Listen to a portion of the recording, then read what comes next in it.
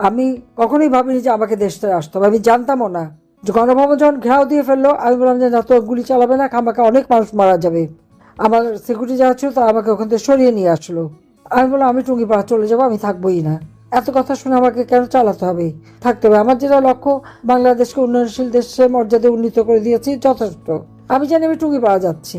আমি অনেক পরে জানতে পারলাম, যখন এই বর্ডার ক্রস করছে তখন বলছে আমরা অমুক জায়গায় যাচ্ছি। এটা আয়োজনটাই বা কিভাবে হলো সেটা আমি জানি না। ভালো একেবারে প্রধানমন্ত্রী হিসেবেই সব প্রোটোকল দিয়েই আমাকে বনবাসে দিয়ে গেল। তো যেখানেই থাকি আমি আছি জনগণের পাশেই। সবই আমি হারিয়েছি, বাবা মা ভাই সব হারিয়েছি।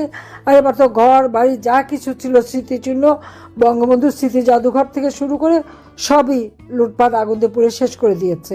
হারাবার কিছু নেই, এই জন্য ভয়ও নেই, কোনো দুঃখ নেই। কারণ আমার আওয়ামী লীগের অগণিত নেতা কর্মী বা যারা একটু আওয়ামী লীগ করেছে বা যাদের পরিবার আওয়ামী লীগ বা মুক্তিযোদ্ধা পরিবার, তাদের তো জ্বালিয়ে পুড়িয়ে সব শেষ করে দিয়েছে। যখন তাদের কথা চিন্তা করি, নিজেরা কি হারালাম সেটা নিয়ে আমি চিন্তা করি না। ইউনূস তো সবই লুটে খাচ্ছে। কিন্তু আজকে মানুষের যে কষ্ট, এই কষ্টটা সহ্য হয় না। যত তাড়াতাড়ি এই আপদ বিদায় হয় আর দেশটাকে আমরা মুক্ত করতে পারবো, ততই মানুষের শান্তি। কাজে এই ঐক্যবদ্ধ হয়ে নামলে যার যার স্থান থেকে জনমত সৃষ্টি করা এবং দেশটাকে যেন আবার ফিরিয়ে আনতে পারি, তার জন্য সবাইকে কাজ করতে হবে, গণতন্ত্র প্রতিষ্ঠা করতে হবে। আর এইভাবে ইলেকশন না, ইউনূসের দ্বারা কোনো ইলেকশন অবাধ নিরপেক্ষ হতে পারে না। প্রয়োজনে হ্যাঁ, যদিও আমাদের 2029 পর্যন্ত সময়, তারপরে বলবো দেশের সাথে তাহলে নতুন করে আবার কেয়ারটেকার গভর্নমেন্ট করে সেখানে ইলেকশন করা। কিন্তু এবং যারা ওই দায় মুক্তি দিয়েছে 15 জুলাই থেকে যারা হত্যা করেছে, মানুষ মেরেছে, সেই সংখ্যালঘু হত্যা, পুলিশ হত্যা, আওয়ামী লীগ নেতাকর্মী হত্যা, যতগুলি হত্যাকাণ্ড ঘটেছে তার তদন্ত করতে হবে। জাতিসংঘ যে ভুয়া রিপোর্ট দিল মানবাধিকার সংস্থা 1400, আমি তো 1400 মানুষকে হত্যা করিনি, একটা মানুষকে আমি হত্যা করিনি। এবং আমি জুডিশিয়াল এনকোয়ারি কমিশন গঠন করে দিয়েছিলাম, কেন তাকে কাজ করতে দেয়নি সে জবাবদিহি করতে হবে। আমি তো বলবো যে আন্তর্জাতিকভাবে তদন্ত কমিশন পাঠিয়ে এখানে তদন্ত করা হোক, যে হত্যাকাণ্ডগুলি কিভাবে হয়েছে, কার দ্বারা হয়েছে, বা 7.62 বুলেট কে আনলো, কে এই অস্ত্রের ব্যবসা করে। আমি যদি বলি ইউনূস নিজেই এই ব্যবসার সাথে জড়িত, অস্বীকার করতে পারবে? তাহলে এত টাকার মালিক হলো কোত্থেকে, সেটাই তো প্রশ্ন। কাজে সকলকে ঐক্যবদ্ধ এখন নামার সময়। আর এই নির্বাচনে আমাদের কারো ভোট দিতে যাওয়ার দরকার নাই, কারণ ভোট লাগবে না, তো তার আগে ইলেকশন করে ফেলবে। আর যেখানে যদি এরকম বেশি চাপ প্রয়োগ করে, তো বিএনপি জামাত যেন ভোটটা না পায়, এটা দেখতে হবে। তাদেরকে ভোট দেওয়ার তাদের ভোট পাওয়ার কোনো অধিকার নাই। এনসিপি বিএনপি জামাত একই বৃন্তে মানে ফুল, তাদের মধ্যে কোনো তফাৎ নেই, সবই জঙ্গি, সন্ত্রাসী, দুর্নীতিবাজ। মানে 10 মাসের থেকে তো আমরা হিসাব দিচ্ছি, হাজার হাজার কোটি টাকার মালিক হয়ে গেছে সব। 1000 টাকা পকেটে ছিল না, এখন 1000 টাকার মালিক। পায়ে একজোড়া কোনো মতে একটা স্যান্ডেল পরতো, দামি শু পরে আবার সোফায় পা তুলে সেটা দেখায়। তো এরা আবার দেশ চালাবে। কাজে এই জন্য পেশাজীবীদের আমাদের দরকার, সবাই আরো ঐক্যবদ্ধ হন।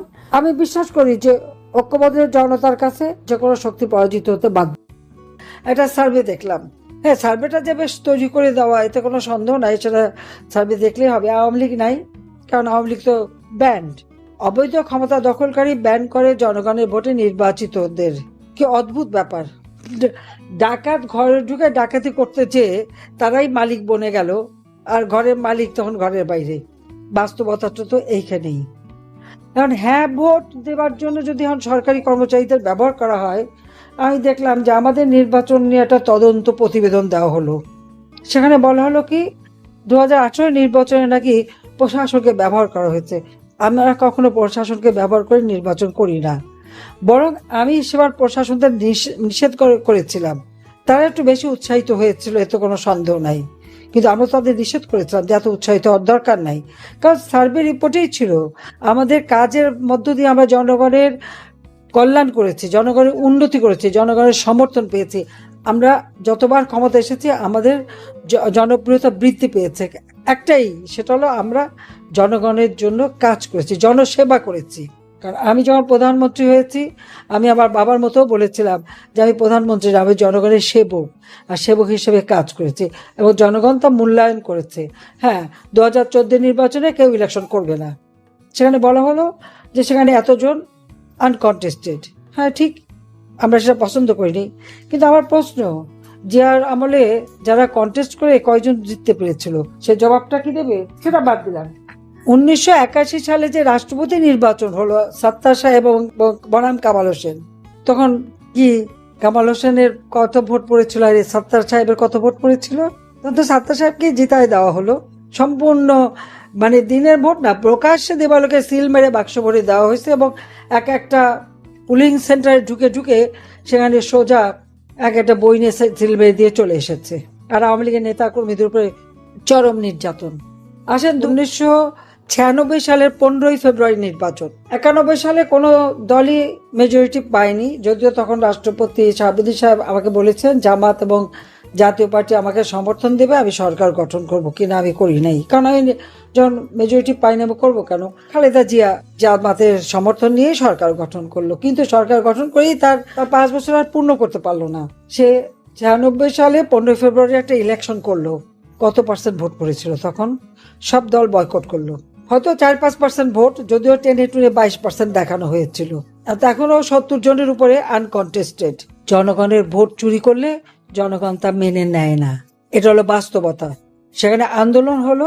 15 ফেব্রুয়ারি ইলেকশন হয়েছে, 30 মার্চ খালেদা জিয়া পদত্যাগে বাধ্য হলো গণ আন্দোলনের মুখে। এটা বোধহয় ভুললে চলবে না। তো সেই নির্বাচনটা একটু যাচাই করে দেখেন, আমাদের 14, 18 এগুলি দেখার আগে ওটা দেখেন। তো সবাইকে ধন্যবাদ। জয় বাংলা, জয় বঙ্গবন্ধু, বাংলাদেশ চিরজীবী হোক। খোদা হাফেজ। তো আজকে এই পর্যন্তই, কিন্তু প্রশ্নগুলো এখানেই শেষ নয়। এই দেশ, এই রাজনীতি, এটা আমাদের সবার। আপনি, আমি, আমরা সবাই মিলে গড়ে তুলব সচেতনতার একটা মঞ্চ। আপনার ভাবনা, আপনার চিন্তা এবং আপনার মতামত আমাদের দরকার। তাই কমেন্টে লিখে জানান এই মুহূর্তে আপনি কি ভাবছেন এবং আপনি কোন দিকে তাকাচ্ছেন। রিপাবলিক অ্যান্ড পলিটিক্স কেবল খবর বা বক্তব্যের জায়গা নয়, এটা এক একটা ভিন্ন মতের প্ল্যাটফর্ম। এখানে প্রশ্ন করার সাহস আছে, সত্যের পেছনে ছুটে চলার স্পর্ধা আছে। চ্যানেলটি ভালো লাগলে অবশ্যই সাবস্ক্রাইব করে পাশে থাকুন, কারণ একটা ক্লিকেই হতে পারে হাজারো অন্ধকার ভেদ করে আলো খোঁজা শুরু। ফিরছি পরের পর্বে আরও খোলামেলা বিশ্লেষণ নিয়ে। সে পর্যন্ত সবাই ভালো থাকুন, সুস্থ থাকুন। আল্লাহ হাফেজ।